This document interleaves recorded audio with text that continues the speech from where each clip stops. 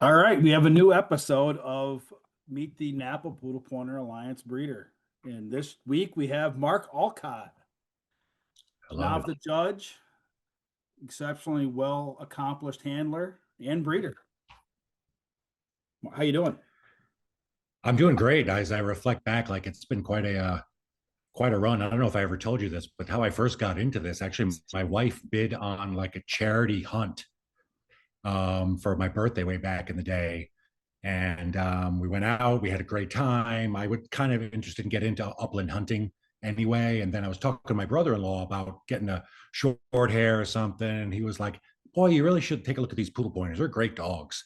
And he connected me with his breeder, Scott Kosan at Rock Creek, and he happened to have a puppy, and that's how we got Surrey. So kind of a crazy confluence of things to happen. She bid on a upland bird hunt for you. For Yeah. your, that's a good woman. Yeah, That's a it was great. like a charity fundraiser for our kids' school or something like that. And one of the other parents was a member, so they took us hunting, and it was awesome. This is up in Gettysburg, Pennsylvania, and I got hooked. I got the bug, and here we are. That's when you went out. Was that your first upland hunt? You're breaking up a little bit. Oh, What was I'm that? I'm sorry. Was that your first upland hunt? You know, it really was actually. It's interesting. I came to hunting fairly late in life. I grew up fishing. That was what my family did with my dad, grandpa, uncles, so forth. But nobody was a hunter. So I never really picked it up until I met my now wife and now brother-in-law, who started talking to me about it. And he's from Wisconsin, real big hunter. And my engagement present from my future brothers-in-law and my father-in-law was a deer rifle. And so I just got into it that way, and he got me into upland hunting and the dogs that go with it. And it was a great mix with what I do as a veterinarian. So it just made a lot of sense. It's been so much fun. I've learned so much more about dogs and behavior and genetics from NAPPA and NAVDA being a judge than I ever learned in school. It's like this tremendous continuing education opportunity. And I'm a nerd, Wow. so that's awesome. You said something very prophetic to me one time. I asked you last time I saw you when you judged for us. I said, Yeah. you've got a lot of highly titled dogs. You're one of the more accomplished people in the breed. And I said, do you feel like an expert? Do you remember what you said? You, Probably something like no, not even close. you You said know, no. like Yeah, you said no. The more I learn, I know I don't know. It was yeah, yeah, very sage advice for the next person for sure. yeah. I found that to be I don't know where I first heard that, but it's kind of the opposite of the Dunning-Kruger effect. You ever heard about that or read about that? What's that? Where No. the less people know about something, the more they think they know. Oh, yes. Um, and it can be really, it's a really dangerous combination. But what you really find is the people like that are true experts in a field. And I found this in my mentors that are dog trainers and veterinarians and critical care specialists that, you know, that's just something that they understand. Very cool. Well, it's Yeah. good advice for somebody. There's a lot of people who have one dog, and it could be a VC, it could be utility one dog, and they should give advice to the next guy coming up, but they should also recognize there's a lot I don't know. I'm still in that boat. Oh yeah, for sure. And how much can you know? I mean, when I've had the additional blessing to be able to see probably 10, 12 dogs a day, different dogs for 30 years. So you learn a lot about that. But there's still so much more to learn. I mean, they can speak, so how can you possibly understand everything about them? But So what type of hunting do you get to do? You're in Maryland. We should state that. yeah, You're down in Maryland. yep. So what type of hunting opportunities do you have?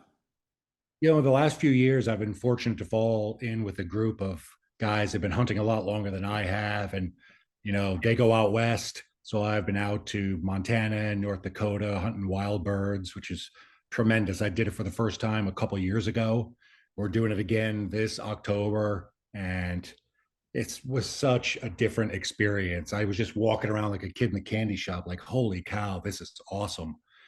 And boy, I tell you, there's nothing better for young dogs than wild birds. And I had the good fortune to bring Goose out there, my youngest, when she was barely a year old, and she got quite an education. It was pretty cool to watch. That's very hard to do on the East Coast, is to raise a dog on Yeah, wild birds. yeah, you're exactly right, for sure. Yeah. Um, it's almost like yeah, you have to be willing to put in the miles to go to where the birds are, I guess, the wild birds. But then I also last fall got an opportunity to go with the same group up to Maine and do some grouse hunting in the North Maine woods, which was incredible. I mean, what a huge piece of property. And you get lost in Maine, you are lost. You know, I would not go in there without somebody who knew what they were doing. Now, all the logging roads and whatnot, a man can get lost pretty easy up there. But we had a great time. It was awesome. I have friends who do that trip every year and they love it. Oh yeah, Yeah. yeah. Yeah. I don't What do they love find most about it? what are they What do the they amount of talk the most birds, about when they get back? the amount of birds they Yeah, can find that you can't find in New yeah. York anymore. We used to do that, but not anymore. You can't move. Really, We used to move 10 birds an hour, but that's not the case anymore. Where I really, am. Yeah. gosh, really. That They seemed still low or have them high. over in like the Allegheny Forest. I've never been over Um, there. yeah, I've hunted up in Northwest PA, up in like Cameron County, Elk County, so forth. And man, that's a billy goat hunt. You know, you are up and down those hills, and there were birds there, but it's always the same. Not as good as it was 10 years ago. Yeah. Um, There were a lot of birds right around Cornell, your old alma is that right? mater. Oh yeah, a lot of Yeah, them. That's kind of fallen away the last few years. Not that there aren't birds, but there aren't.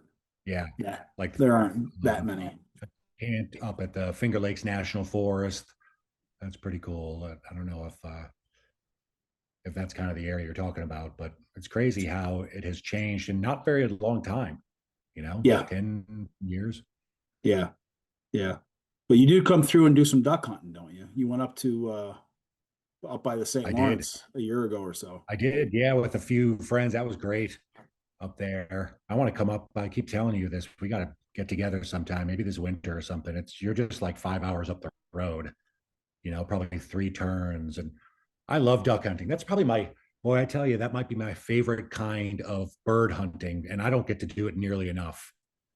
I love watching and the calling, although I'm not very good at it. I love hunting with people who can call really well and the socialization and, busting each other's chops. And That's the then best part. coming in and watching the dogs do their work. I had an experience in Oklahoma back when Surrey was pretty young, and we were hunting and we sailed this duck over the top of us, way back behind us in these 20 feet high rushes. Bang, she goes in there, and it seemed like she was gone forever. And here she comes out with that duck. And that duck was at least 50 yards in there. So it's almost like you're a proud father. Like that was awesome. I like watching that. You talk busting chops. That's a lot. That's a lot of the fun. This past winter's Yeah. last day of the season. I had two mallards, a cold, cold, cold day. Two mallards flying south to north, and I hit them with a hard comeback, and they just turned, and they were both going to come Mm. right, and anybody could have finished it. And my buddy in the blind stood up and shot way too early, and the birds got out of there unscathed. And if he hadn't done that, we would have shot him.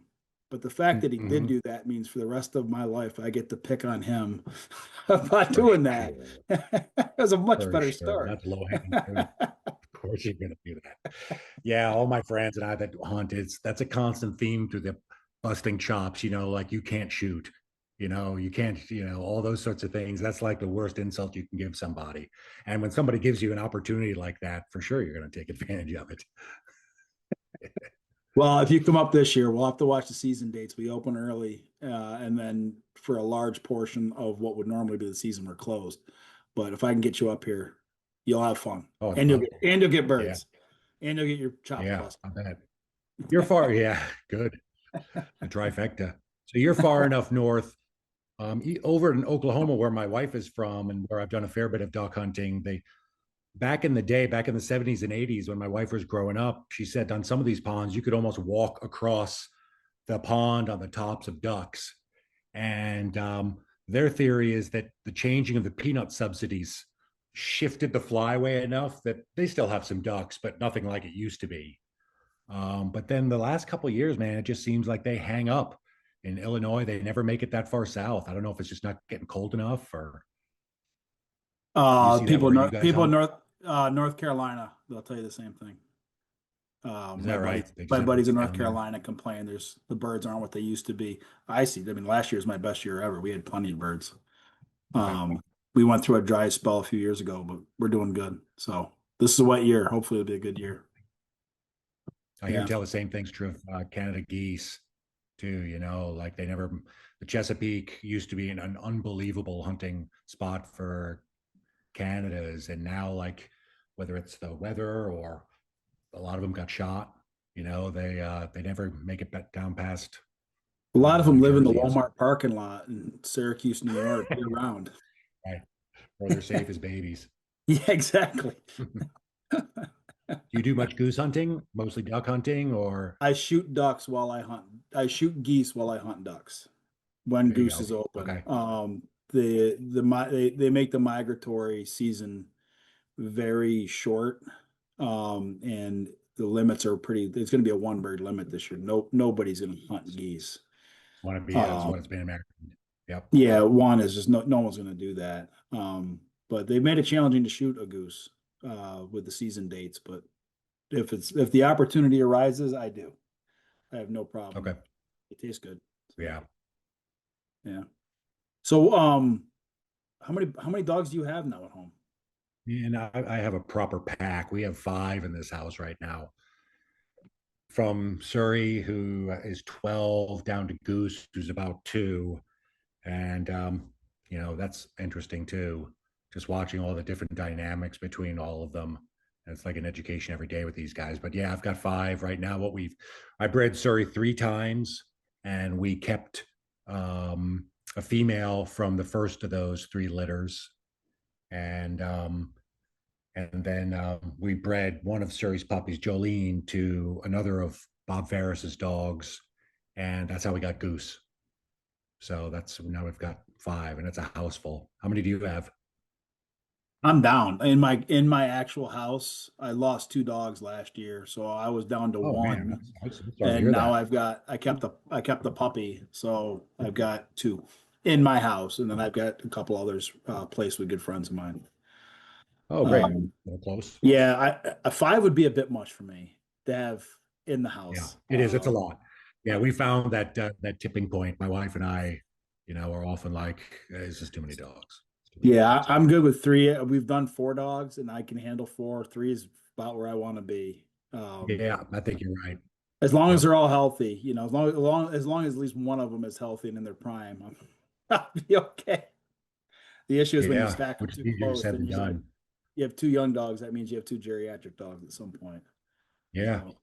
So Yeah, that's right. I Surrey, tell you what, the people who've come before us in this breed have done a pretty darn good job of having healthy genes. I mean, there's not any significant issues that really run through the breed consistently. My dogs have been remarkably healthy, so I think we're pretty lucky as a breed. These guys are pretty tough stock. yeah, yeah. Your first dog, Surrey, she's 12. That's Yeah. that's you got her from Scott Coast, and that's a VC. Is it Rock Creek, Surrey? What's her? She's a Rock versatile Creek Violet. champion. Rock Creek She Violet. is. Okay. Yeah. Yep. So she Yep. was a And she's a then versatile champion. she is. Yeah. And then I bred her to one of Scott's dogs. And that's how we got Annie, who is from our A litter, the first puppy. And I was able to put a VC on her as well. And I think I checked at the time, but I think it was the first mother daughter poodle pointer VCs in NAVDA history. That's People have done it interesting. with sire and son, mother and son, but never mother and daughter. I believe that's true. You're as much of a So that was, pedigree nerd as I am to figure that out. oh no, no, no, I bow down to your darkness. Not saying something. I'm wearing an orange shirt. So two VCs and then Yeah. Jolene is Yep. what's Jolene's story? She is such a fascinating dog. She is, I think, 6 now, and she is the first of our, um, no, actually, Cedar was. So her name is Surrey Bird. Um, well, we call her Jolene, but Surrey Bird. Oh, why can't I think of her name right now? She's in the B letter. It'll come to me. But Because you're anyway, on the she's the spot. That's smartest why. dog I've had. Yeah, exactly right. Yeah, Bombshell, Surrey Bird Bombshell. And we Good call her name. Jolene. She's been a Spitfire from the beginning. She's like a little 40-pound pocket rocket. And she is so smart. She plays games with my wife. Like when my wife wants to put him in the crate because she's got to go somewhere, Jolene will play keep away and hide and seek. And she's got my wife's number. And so she has to almost like faint her out and do like reverse psychology on Jolene to get her to do what she wants. So training her has been was a tremendous eye opening. The first all of the dogs, but certainly Surrey being very different from Annie, who is very different from Jolene. And I tell you, I've learned so much just in those different personalities. I mean, you must see the same thing too. Every dog is so different, and the tools that work for one may not work for another. Yes. Yeah. Was Jolene out of Surrey or Annie? Must be Yeah, out of yeah. Annie, right? Jolene was out of Surrey. Surrey, and Scott's dog Eddie, Edmund Fitzgerald. Okay. So both her parents are VCs, and I NAVDA tested her once when she was maybe 2, and I got a prize 2 on her, but I can't remember why we missed a prize 1. But I knew she could do prize 1 work, so a year or 2 later, I went back and utility tested her, and we got a prize 1. But the thing I'll remember most about that day is in coming back from the duck search, she speared herself in the groin with the stick from the pond. And like I didn't notice it until I got her back to the truck and was lifting her up, and she yelped, and I looked, and here's this big, probably 1/8 inch branch sticking out of her groin. So I pull it out, I get out my first aid kit, flush it out, do some first aid. And then God bless her, we take her to the duck drag, and she toughed it out. She acted like, I'm sure it bothered her more than I was aware of, but she ran down, got that duck, came back. By the time she got back, she was limping a little bit. And, that was one of my most eye-opening days of dog training. Like that's a no quit spirit right there. That doesn't show up on the A test lot of score dogs either. quit. Yeah. That's a Yeah, yeah, that's a good point. it's a good Yeah. story. So where does Cedar come from? Cedar is from Surrey. Cedar is another story about how crazy I am. So Cedar is breeding between Surrey and Bob's dog Diesel. And so that's how I get my story of how I drove 30 hours one way to Boise, Idaho. There's no Z in Boise. It's Boise. I've heard that. Yeah. So, and met Bob in person and LaFay, and they were kind enough to put me up for a couple of days while we bred Surrey to Diesel, because I just knew so much about that dog and so much about Bob. I've learned so much from him. He's just such a mentor to me, and to allow me to breed my dogs to his males has been a blessing. And that's the litter that Cedar came out of. Yeah, so he's Surrey Bird Cedar Creek, and we kind of have a theme in the naming. My wife's from Oklahoma, so the call names have often had something to do with Oklahoma. Surrey is Surrey with a fringe on top is the song from the musical. There's a character in the musical Oklahoma called Ado Annie. That's how we got our second dog's name. And then Cedar Creek is a creek that runs through my wife's family ranch in Oklahoma. So that's how we got their names. But then we diverged from that, and Goose is Surrey Bird, Duck, Duck, Goose. A great game. Um, Are Bob's you dog. old enough to play Duck Duck Goose in school? Are you old enough to have played that in I school, remember Dan? I'm old enough. We played musical chairs where they actually took the chairs away so somebody lost. There would actually Stop. be a winner at the end. Nice. Yeah. Right. Go New York. Yeah, we would, and Represent. then we'd play war Yeah. ball, and the coach would the PE teacher would Horrible. throw the ball at you. Yeah. Oh, fantastic. Yeah, the 70s, man. Well, I'm not that old. Slow down. Oh, okay. 80. But backing up, you bred the Diesel. That's Bob's dog, Cedarwood's image of Tucker. He Fucker. he is Hmm. he is gonna have a tremendous legacy. You think so? Cedar is like one of I think five or six 200 plus point prize one utility males that he's created. Really? There's a lot to Awesome. work with there. Yeah, it's a big family now to bounce between. Yeah, they're very nice. Yeah, very nice. So Oh, that's really is Goose out of that litter? interesting. Nope. Goose is our the second time we bred to one of Bob's dogs. So Goose is a puppy out of our breeding of Jolene to Bob's dog Ruger. And Okay. I sent her out there. She lived out there for a couple of months. They bred her, whelped her out, and then, um, we picked up Jolene and Goose, the puppy, at the Denver airport when she was about 8 weeks old. We were out there for a family vacation, so we met them in the parking lot of the gas station at the Denver International Airport. And here's Jolene, and here's this little puppy. So my wife and daughter drove back home with them both. Um, and those two are quite a combination. Goose is, I don't know, man. I don't think I figured her out just yet. She's got a lot of her mother in her, which is really stubborn, but she's also like really kind, which Jolene is, and Jolene's just a straight killer. So they're also different. Yeah, she is. Yeah, I don't know if That's that. funny. Yeah, I um I I always thought like like, and this is, I'd love to get your thought on this because when I was an equine vet, they always said it's the spirited fillies make the best mares. So I had that in my mind when we kept Jolene because she was a firecracker right from the start. You know, um, I don't know. Has that been your experience? I kept a dog my first litter with Killbuck's Viceroy, and my dog Mm. Cedarwood into the Mystic. I kept a dog we named Lily. It's Lunatic Fringe Brown Eyed Girl. And the reason I kept her, I have never in my life seen a puppy as crazy as she was. At 6 weeks, she was retrieving live mallards.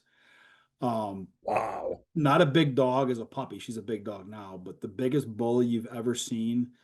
And the final straw was to keep her. My daughter flipped her on her back and like, you're gonna submit, and held her down. And the fight went for like 10 minutes. And finally, she got one of those puppy teeth into the webbing of her hand. And she pulled her hand back as she was bleeding. And the dog got loose and ran off. And I said, well, we got to keep this dog, but I don't want to keep her in my house. I'll Yeah. place her with a buddy of mine. And she grew up to be No way. the nicest dog, the friendliest dog you'd ever imagine.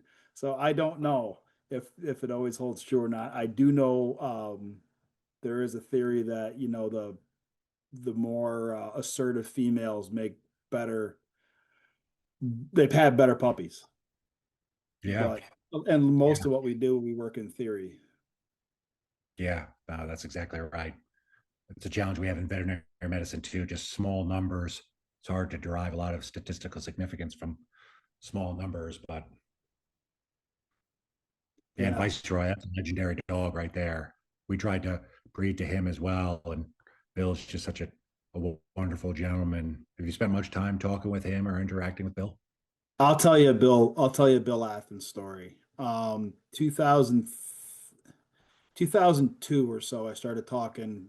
At the time, there's only two people that you would look up and find that had these dogs. One was Bodo Winter Hull, and one was Bob Ferris.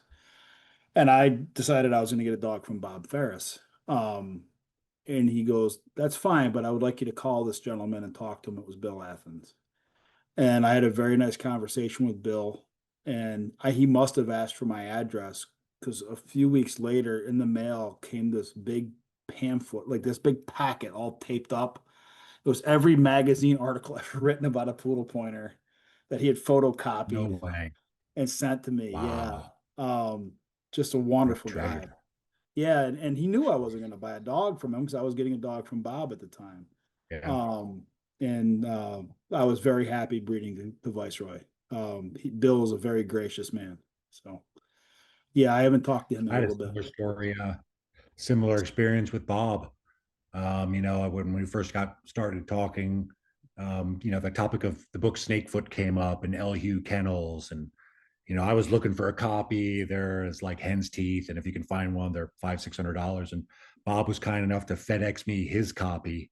And I read it and I took a bunch of notes and FedExed it back to him. Like it's pretty cool. I wish you hadn't have said Great that. book. My copy Yeah. is currently on loan to somebody else, and if they heard what you just said, I might never see it again. This was a few years ago. I'm sure they've come down in price. Yeah. You could flood with them. I'd sell it for that price. I'll tell you that. I'd buy a couple flats of shells for Yeah, that. yeah, So no kidding. Cedar's a top flight stud dog now. He's one of the top stud dogs in the country. Yeah, He he's should had get two more litters on use. the ground now. What's that? He should get more use. Yeah, he's a wonderful dog. He really is. My wife, who's had a number of dogs in her life, he is by far her favorite dog ever. He is just he'll like look into your eyes. He's like that balance of a hard charger in the field and just a big couch potato. She calls him 60 pounds of love and muscle. And he's just a really, really fascinating dog. Really Nice interesting. size dog too. 60 pounds is a nice Yeah, size he dog. is. He's got some size on him, but he's got good feet. He's held up. I took him both to Maine and out west, and that's one of the things I like about it. He's got a slicker coat, but he doesn't trap any snow in his feet or anything like that. And he's not like so big. You get 70, 80 pounds. That's a big dog pounding around out west for a 4-day hunting trip. You know what I mean?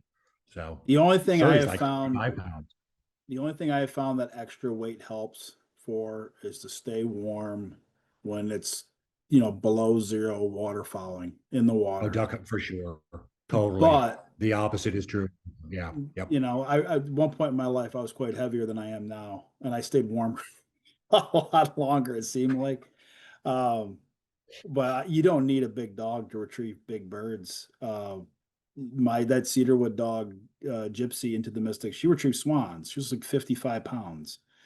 You don't need a big Wow. dog.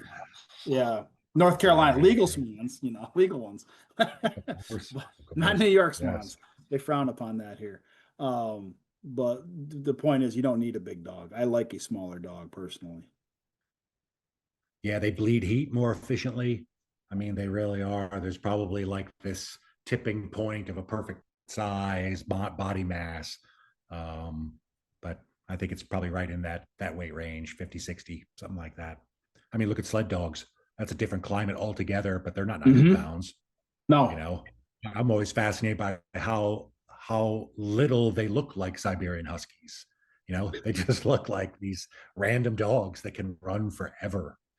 I think We they're had mostly a pointer. nutrition professor in vet school, nutrition professor in vet school who works with Purina and is a sled dog veterinarian, has competed up there and won. And he said, like, by far, dogs are the best athletes in the world, easily.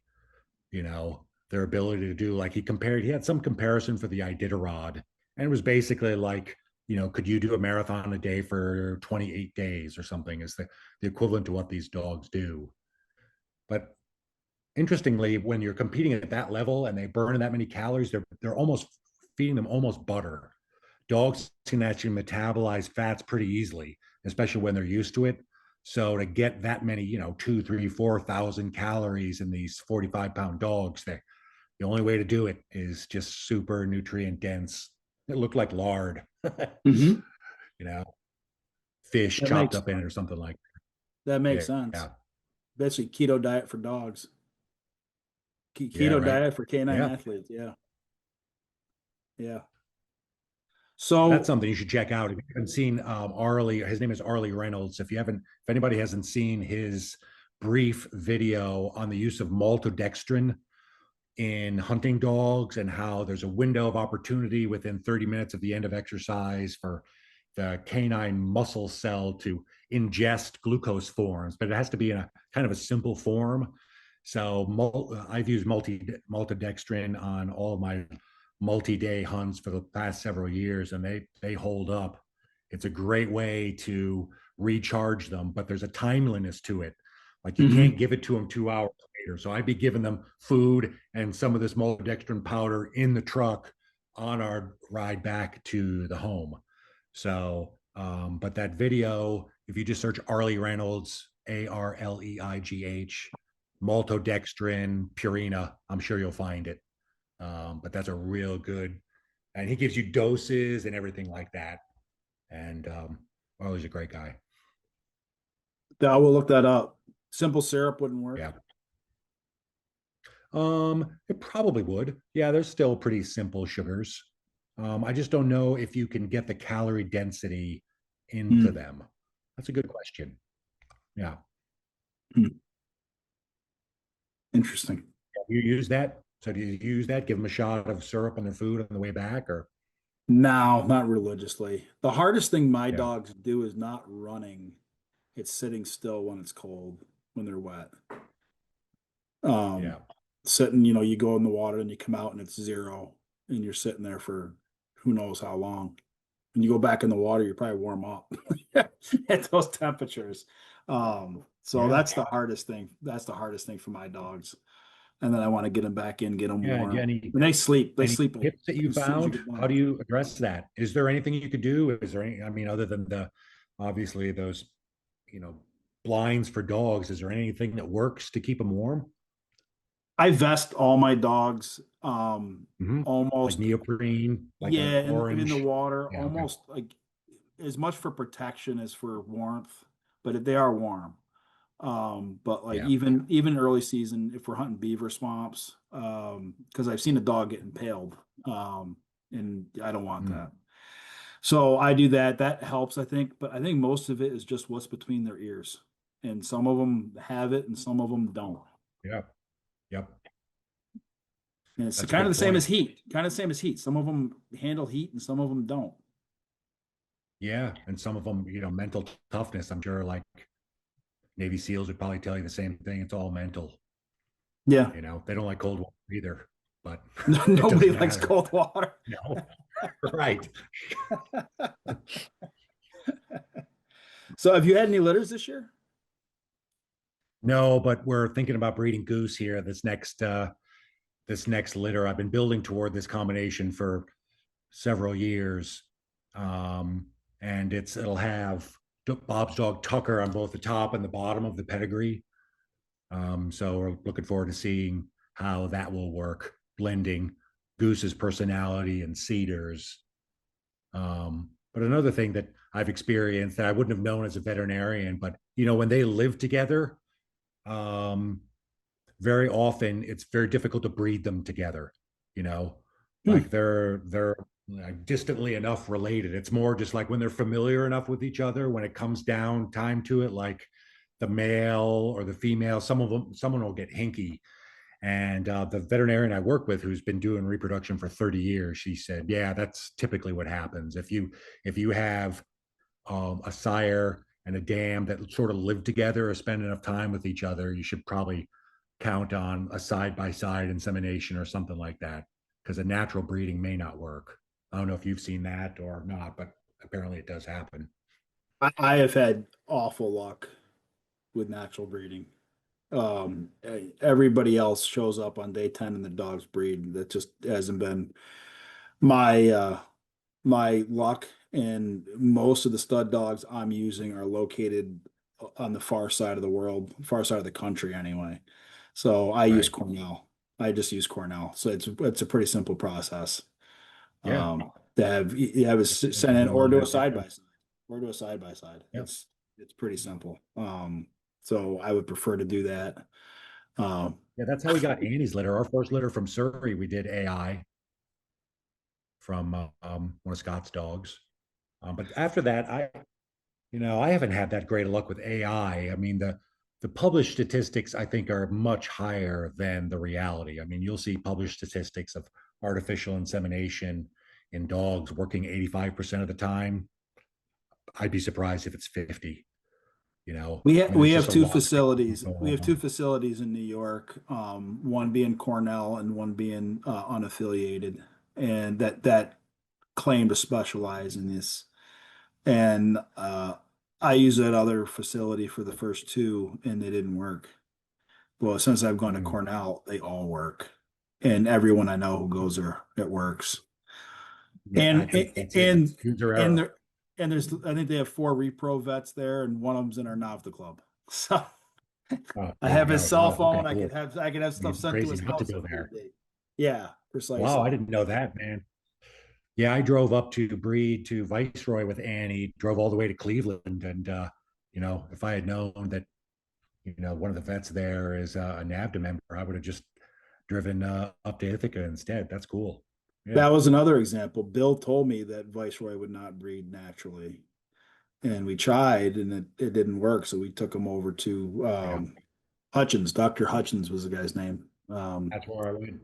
Yeah. Yeah, Hmm. he's very very well known, and it worked. It worked very well for me. Yeah.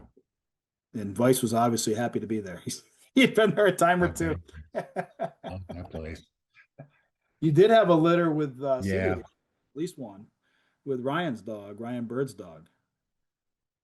Yeah, that's right. Yeah. That that Yeah, was one of the best that must litters be. I think in years. So I thought enough about that litter to place one of those puppies with a good friend of mine, Oh, wow. Jeff. Well, you met And how's Jeff. Oh yeah, that's right. Yeah, how's it Yeah, been? It's been what, a couple of weeks, 4 weeks or so? yeah, that sounds about right. That sounds about right. I haven't seen the pup since it went home. Um, but I'm sure he'll turn out. I'm sure that dog will turn out. It's a female. But Yeah, yeah, yeah, that's a cedar I was puppy. telling Ryan this. I could have referred him to anybody, and I thought a lot of that litter was Cedar. Yeah, So yeah, I'm really excited to see how that goes. Ryan's such a great guy. I can't believe that and we met like so many other people in this part of the country. I think another thing we were talking about when I came up to judge was the success I've had with identifying tours. And Ryan Bird and I met through Greg Fry, who is a hmm. trainer, former NAPPA judge in Southern PA in Gettysburg. And that where Greg was the gamekeeper was the place where I won that charity hunt. So that's also how I met Greg. And then started working with him with Surrey and then Annie. And unfortunately, Greg passed away in 2018. Boy, I can't believe it's been that long. Um, but small world. I never got to meet Greg Fry. I know a lot of people who knew him. I wish I had. Yeah. Yeah, yeah. Ryan was telling me some Great stories guy. about Grouse him. hunted with him. Yeah, we got to be pretty good friends. Great dog trainer. I mean, he just, we just the things he sees, like other people that I've had the good luck to work with, certainly Greg being one of them, Mark Whalen. I've got a chance to go out and train with Clyde Vetter, and the eye they have for just the diagnosing, but then how to come up on the fly with a training methodology that will work. That's doubly amazing to not only make the right diagnosis, but to come up with a treatment. That's not easy to do, man. That is not easy to do. So that's a gift. We just had Clyde up here, and Yeah. Oh, how'd it go? that was the second time we've had him. Well, the first time was at Southern Tier Navda, and this was at CNY Navda. It went Yeah. very well. It went very well. I enjoyed it. I definitely enjoyed He's it. amazing. Yeah, Yeah, he's amazing. yeah. Yeah, people's brains like that just must work differently. They just have a sense. It's really, really interesting. I love to like spend more time around people like that who have a real gift. It's really, really interesting to try and learn from them, to the extent you can. I mean, some of it, especially in the diagnostics, is like even being a vet after 30 years, there's just sometimes you just have this feeling, Hmm. after 10,000 cases, or 10,000 dogs. Same thing. I saw this once, pattern recognition. This didn't work, but that did, and just accumulating that database. Not many people can do that. He was impressive, and I think he's coming back next Yeah. year. So you ought to come up for that Oh, if we great. if we can make that Yeah. happen. Oh, I'd love Yeah, to. yeah. Yeah. Yeah. I've judged So with him too. And yeah, I'd love to see him again. yeah, we'll have to have you back up to judge too. I'll give you a little bit on that We had a though. great chapter. Man, what a good time it was. Yeah, how'd it go this last time around? Any trains come rumbling through or No. it had to be like a one in a million kind of thing? Like I think even someone was saying like that never happens, No, it doesn't you know. happen. That does not happen typically. No, no. Actually, the our not to get too far in the weeds. Our at the duck search, the cover is we're going through it. It's a weird. It's in. I've noticed this because it's in my duck lease too. A massive Oh, cattail die off, and I've never heard of really? cattails ever dying off. I've only ever heard of them getting so bad they choke everything out. But in my duck lease, we lost 75% of the cattails last year. And Is it insect? Are they I what have, do they look I like? have They no die. idea. Anybody I have, know? it's not muskrats. I have no idea what it is. But but that's Jeez. 50 miles away from our Navda site, and we lost a lot of cattails there too. No idea why. Yeah, I mean, not to throw out additional things for you to do since I know you're busy, but I bet Cornell will be interested in hearing about that. 75% die off of cattails. I mean, that Yeah, that could be a big problem if it's not isolated, it's not if like isolated, I they're don't seeing it think. all. Yeah, Yeah. I'm interested to see if they bounce back this year, if new shoots come up or Yeah. whatever. I don't know, but that was And I'd never seen that before. you didn't have like a particularly hard winter or anything like that that would have My duck lease is killed them. just east of Lake Ontario. Like every winter's Okay. every winter's Everyone 200 that plus inches of snow. Yeah, the Tug Hill Plateau. just south of there. Yeah, yeah. Yeah. Same Yeah. weather. Just it's a little bit where when it rains sometimes where we are, Tug Hill gets snow. So Yeah. because the elevation Yeah, a difference. couple fraternity brothers from college who are from, Parrish and Mexico up there, and they get pounded with Yeah. snow. I mean, I grew up in upstate New York like you did, but not that much snow. My uncle and cousin do some snowmobiling, and that's reliable. Up around Lowville, you can always Oh find snow yeah. up there. Oh yeah. Yeah, absolutely. Yep. And there's actually a fine grouse up there too. So if anyone, I don't know up there. Yeah. So if anyone wants to go to New York, go to there. Hmm. So you're going to breed goose and cedar next year. Yeah. That's good. If people want to get in contact with you about that, how do they go about doing that? I'd go to the Surrey Bird Pudelpointers Facebook page, send us a DM, send a message. Um, I think we're on Instagram too. I haven't put together a website yet. I keep saying, boy, if I have a weekend off, I'm going to do that. And I've been saying that for 2 years, but um, yeah, That's the best way. Okay. yeah, I can give my email address too. It's MDODVM. So Mary David Ohio, David Victor Mary at gmail.com. Um, yeah, and even if people just have questions about it, I love talking about the breed. They've been such a amazing blessing for our family. Like when you're a veterinarian, it gets drilled into you pretty early that spay neuter. So, I love these dogs so much that I've gone to the other end of the spectrum now. I'm actually breeding them. They're that awesome. And just the ability to change people's lives is pretty special. They've changed our lives. Five is a lot, but they've been, they're wonderful, wonderful dogs. Do you have kennels or are they just in your house? They're in the house. Yeah. I Yeah. mean, we put them in the crates and like to eat, like that's where they are right now, or else they'd be like right here. What are you doing? Like my wife always jokes, like you could never, when the kids were little, you couldn't play hide and seek with you because it would always be No, like the dog's yep. right. He's right in here. I don't know why he's hiding in this closet, but he's right here. That's funny because I do that with my wife. I jump out and try to scare her and stuff, but if the dog's not in the crate, it doesn't work. That's funny you say that. That's Yeah, absolutely 100% yeah. true. So yeah, that's where they are right now. But we have they sleep. Actually, I don't know if you. Here's something interesting, Dan. So the five dogs, yeah, they sleep on the bed, whatever. But they give me a pretty wide berth. We have a king size bed, but so it's usually four that are trying to squeeze around my wife, Molly, and she's never really slept that well. So finally, we have apparently it's a thing called a sleep divorce. So now I'm up in the master bedroom with the dogs, and she's down in the spare bedroom. Oftentimes, probably 6 nights a week, she'll have a dog. One of them will want to go. It's usually Cedar or Annie and get a good night's sleep. The other knuckleheads are up with me, and we both sleep the sleep of the saved.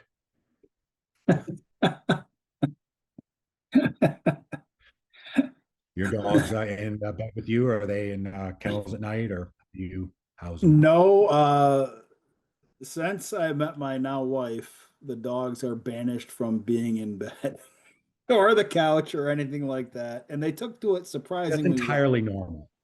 That's entirely normal. Like Molly and I used to tell people that usually my experience as a veterinarian is usually in the partner relationship, husband, wife, whatever it is, or regarding the dog or the cat. There's always one that's the break. Like what, two is enough, no more. We don't. Molly and I don't have that. You know, I mean, I would love to have. I would have a giraffe, a couple donkeys, an elephant calf. We would have everything if we could. There's still a few breeds of dogs I'd love to have. I'd love to have a Newfoundland. They're magnificent dogs. Hmm. Um, so at some point maybe, but they are talk about the opposite of poodle pointers as far as shedding, right? They go Oh, from yeah. really not much at all to a bag of hair a day. But they're cool dogs. Have you spent much time around Newfoundlands at all? Never, never. Yeah, magnificent dogs.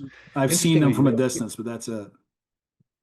you hear interesting stories about them, about how they're very water oriented. Not surprisingly, they're used in Newfoundland to help rescue sailors from shipwrecks, and so there's many stories about them just growing up with the average suburban family, and the dog is growing up, and they have a pool, and the dog's 3 years old, seems pretty chill, but is always there at the pool until someone starts struggling, and then that dog springs into action and is in that pool and drags the person out by the neck. This calm little, what looked like just a carpet on the pool all those years, they're watching.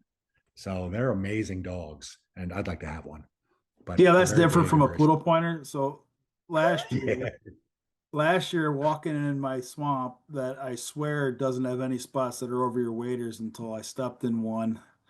And Oh, I I've never been accused of being small or shrimpy or anything, but when I get step in cold water, ice cold water, my voice, Freddie Mercury couldn't get as high with his voice. It's what comes the sounds that come out. And yeah, you're laughing because what everyone else was doing. Well, the dog came up from behind me and tried to basically climb on top of me, and I think was trying to finish me off. I think he was trying to drown me. He was not trying to help. So, so yeah, that's a were difference you able between to go poodle back out and pointers and change, or were you stuck like that for the whole hunt? no, I was stuck like that for the hunt. I came back and Horrible. edited it out, emptied out my waders and stuck it out. It was not one of those super cold days, but it's cold water. It Okay, wakes you up. Cold, nobody likes cold water. It sure. wakes you up. Nobody likes cold water, as we've determined. How about Is you? there You any got any litters coming up this year? You doing any litters you plan for the rest of this year? this year I'm done. I'm going down. The gentleman who I hunt swans with in North Carolina, he wanted to have a litter with his female that was out of my dog Gypsy and prairie trout Jaeger Kai was Tucker's last son, his last son. So UT one dog, it's a Oh, very cool. good litter, and so Yep. he wanted to have a litter and have me handle it, and so I go down next week and pick up the puppies and bring them back north and send them on their Fantastic. way. Yeah, it'll be nice. It'll be nice. As far as that's the Oh, only thing I got going this yeah. year. What are you most looking forward to there? That's good. The whole trip, it's going to be a vacation for the family, and we're going to get to do some Oh, fishing. great. You Wow. said you grew up fishing. Like I used to Yeah. fish before I had bird dogs that we trained. So now I don't get to fish that much. Although I did I catch a used to muskie fish. this morning, Yeah. but Did you um, really? I Yeah, I did. Yeah. fish. Yeah, I've gotten to that sickness too. I have a good friend in the north woods of Wisconsin. We've been up there a bunch. I've had the good fortune to catch two of them. Neither of them was a legal muskie, but my son Dan and I went up there just last week, and Dan caught one, which So is awesome. Not a legal fish, but bigger than the ones I caught. And so the fish of 10,000 casts for my son was the fish of not even 1,000 casts, not even close. so we caught those legit muskies up in the Rideau River in Canada a few years ago. We did very Ooh. well. These are tigers here. And if you come up in October or November to hunt ducks, we'll do a cast and blast. This was my first Oh, day that on would be this great. lake. It's a half an hour from my house. I raised 8 fish in like 3 hours. No So way. yeah, there are a lot of fish I'd in this love to lake. do that. I've got that sickness too, man. I'm Yeah. not going to stop until I get my 50. My buddy and I are talking about going to Lake of the Woods Oh yeah. uh, in September. Um, you know, like I was saying to somebody earlier today, if you want to hunt big deer, you got to hunt where the big deer are. Yep. Uh, that's so that'd be an awesome trip. I'm looking forward to that. Yeah, I don't know if every day is like today because it was the first day I've ever been on this body of water, but there's a lot of fish in that lake. I don't know if I would feel What were safe you sending just a small fishing? Just dog. on bucktail, or what were they coming Spinner to? baits. Spinner baits. It's awesome. Spinner baits, yeah. I was in this the world's largest muskie shop. Dan is in Wisconsin. I've been there many times, and it's an awesome place. It's like a mecca for muskie fishermen. And when I was there this past week on TV, I was watching this video clip of a guy sponsored by the muskie shop who was catching muskies with spinner baits, just like big bass looking spinner baits, and they Hmm. were crushing them. Hmm. And I thought, why not? He even said they were better than bucktails because they're less likely to get hung up or something like In the that. weeds, yeah. Yeah. Yeah. So that's great. Yeah. Do you think that would work in October too? Based upon what I saw today, I would say anything would work. Like I would honestly be fearful of sending a Brittany out to retrieve a duck in that lake. Wow. I have not seen such a lake. That's awesome. I It's was impressed. After I'd never been there before and never seen a tiger muskie in my life. Within 20 minutes, I had one in the boat and I let go, but I had another one right up, chase it right up to my feet, and they were both, pushing 40 inches. So fun fish, unbelievable. fun fish. Yeah. Wow, they are fun. It was especially cool. Dan caught this fish at a boat side strike. And Hmm. I saw the fish coming. He was 32 inches coming, trailing it. And my son, we were like, figure eight, remember the figure eight? And he kind of did it, but then he came back too sharp. And I thought, oh no, he's not gonna take wham, and he takes it. I'm like, oh my gosh, grabbing the net, scooping him up, like something I'd imagined in my mind and seen on video, but never been there firsthand. But it was awesome, you know. They're Well, that's amazing. good. That's good. We'll definitely get you up and do that. Blast and That'd be cast, another all the man. more reason to go do it. That'd be a lot of fun. Shoot a limited Oh ducks in yeah. the morning, catch a muskie in the afternoon, and maybe a limited ducks at night. Oh, did I say that? We didn't say that. Limited woodcock, I meant to say. There you go. Yeah. Another bird that's great for young dogs. Those smell of the woodcock, at least down here in Maryland. It's great for teaching them pointing and some steadiness. They're my favorite bird. Are They're they? they're my Yeah, favorite bird. cool. Why? Why do you say that? They're reliable. You can find them. Good point. They're Yeah. honest. They're going to be there when the dog points or relatively close. Um, and usually you have enough time to think about Yeah. They hold a how little better than the grouse. shot as opposed to a grouse is it's purely reactionary. Yeah. Yeah. Um, that's probably why. Yeah, they're harder to hit than pheasants. They're Yeah. For sure. yeah. Yeah. We've had a couple good years here in the Maryland, Virginia area. Um, yeah.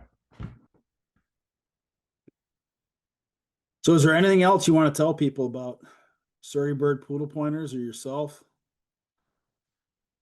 I don't think so. No, I appreciate the opportunity. I have all these interesting stories that I've accumulated over the years. I don't think like, oh, I'm just pretty new to this, and then I think back and well, it's probably pushing 15 years now, and I've been a judge now for four. This is my fourth year, so time flies. Well, whether you want to admit or not, you are one of the most accomplished handlers and trainers in the poodle pointer breed. Oh, So I yeah, appreciate nice taking the to time to say. talk to you. I get to pick your brain more so than you get to pick mine. So I appreciate Well, I'm that. happy to pass it along, and I'm just standing on the shoulders of other people, like we've talked about Bob and Bill. And I never got to meet Bodo, but I've heard from a few people that he was a character. He would have been an interesting guy to meet. You never met him, did you? No, again, when I got my first dog, it was a debate. Do I go to Bodo or do I go to Bob? At that point, Bodo was in California. He had a website and he had his contract on there that was pretty intimidating to a 20-year-old kid. Mm, Um, and I don't think he would have sent a dog to New York because he probably mm, wouldn't have been able to enforce the contract anyway. Um, yeah. I guess that's not surprising. That's a kind of controlling thing I would imagine, somebody like him would do. Was it like this multiple page agreement It and wasn't whatnot? that. It was you had to test the dog like in California. The only spot they had to test at that point was California. They weren't now to test. Um, if you violated the contract in any way, it was a $10,000 penalty. That I remember clearly. Um, like if you bred the dog or if you spayed the dog or neutered the dog or it was a bunch of things. Yikes. It was at that $10,000 number. It's I'm a right lot of out of money college. I now. was like, A lot of money 20 years ago. yeah, like I don't think I'm not interested in that. But That brings, I wish I would have called him though, because that would have been an interesting conversation for sure. I bet. That's something that's at least I'd love to get your thoughts on this. My theory on requiring testing has always been that I'm not sure I really want to. I mean, I see the point. I'd love to have the data, but especially also as a judge too, I've seen it on the other end where if somebody is forced to test the puppy and they come out just for the test and they never expose the puppy to water or anything like that, and that's a bad score on that puppy. That's not an accurate reflection at all. So my opinion has always been if you want to do it, I'll support you. I think it's fantastic. I'd love for you to do it, but I don't require them, you know. Yeah, one of my biggest mentors in NAVDA, Larry Lawton. Oh, I know Larry. I've met Larry. You know I've met Larry? Oh Yeah, yeah. Oh yeah. he was our North I Star think until he he left for judged Tennessee. at Keystone once. I met him many years ago, and He was a senior for years. yeah.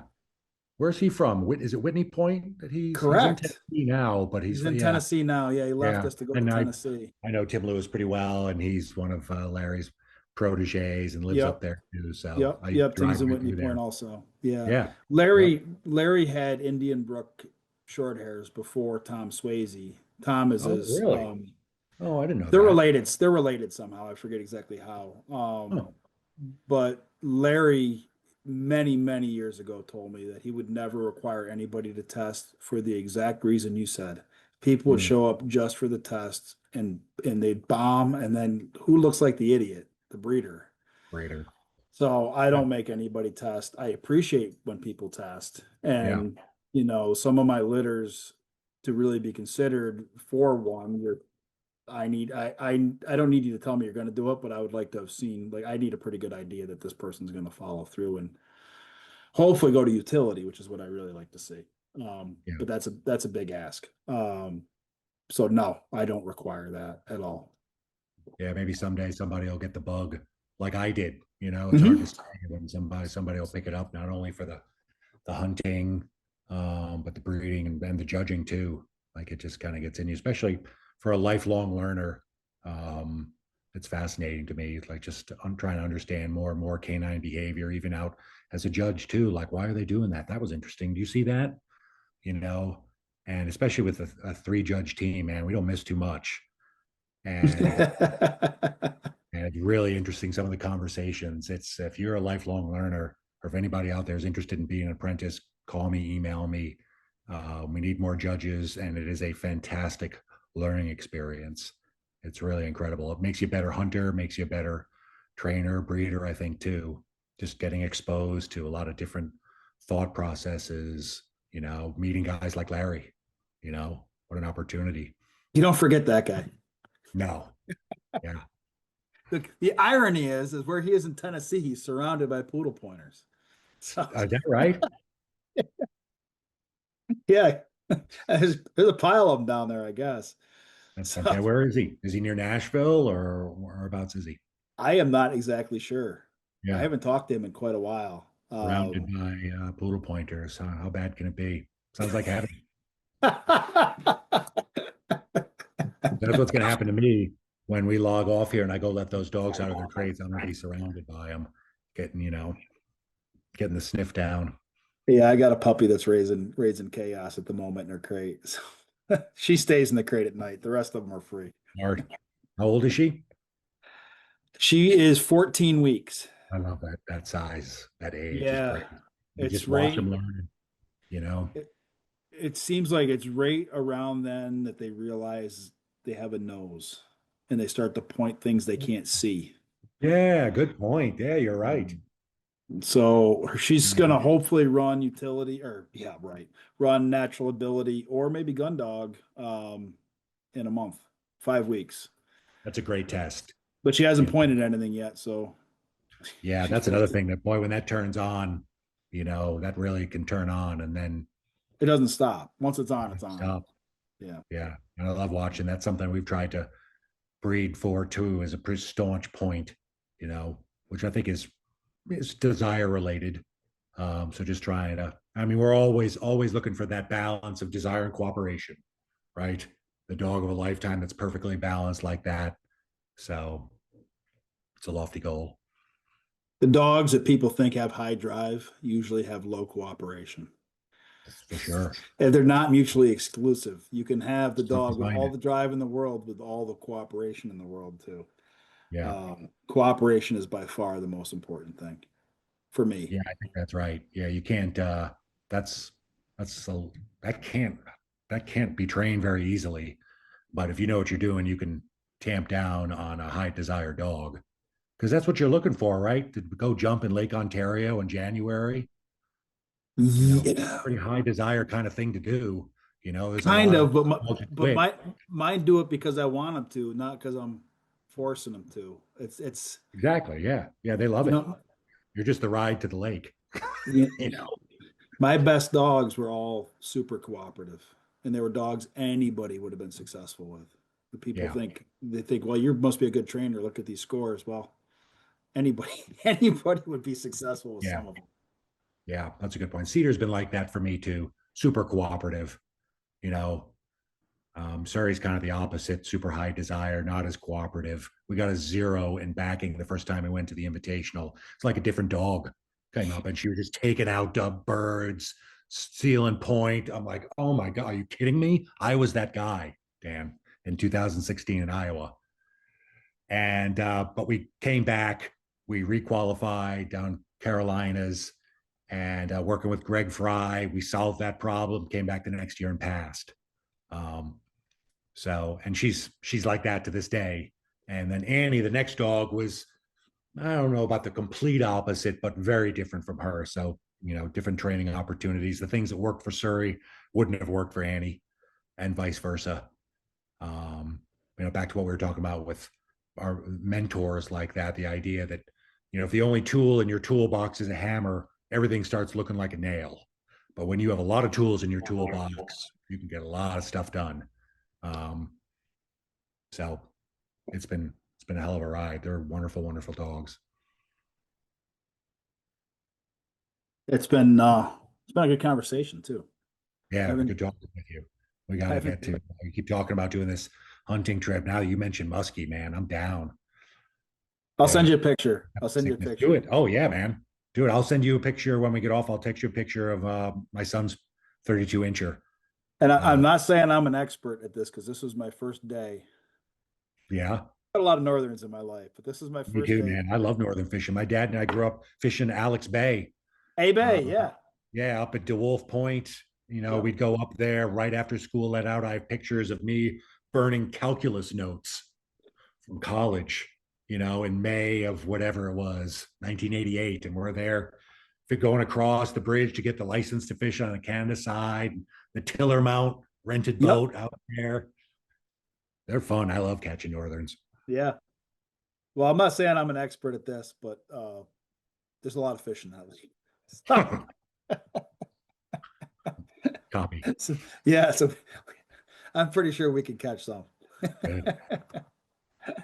Well, very good, Mark. I Good appreciate it. talking with you, Dan. Thank you. All right, Mark Olcott, Surrey Bird Poodle Pointers, Knob the Judge, one heck of a trainer.